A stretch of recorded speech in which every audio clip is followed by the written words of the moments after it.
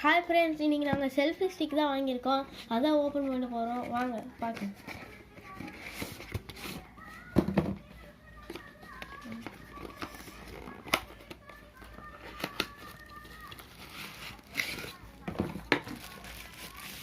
தினமும் தான் இருக்குது ஃப்ரெண்ட்ஸ். அதுக்கப்புறம் இப்படி விரிச்சிட்டு நம்ம இது பண்ணிக்கலாம்.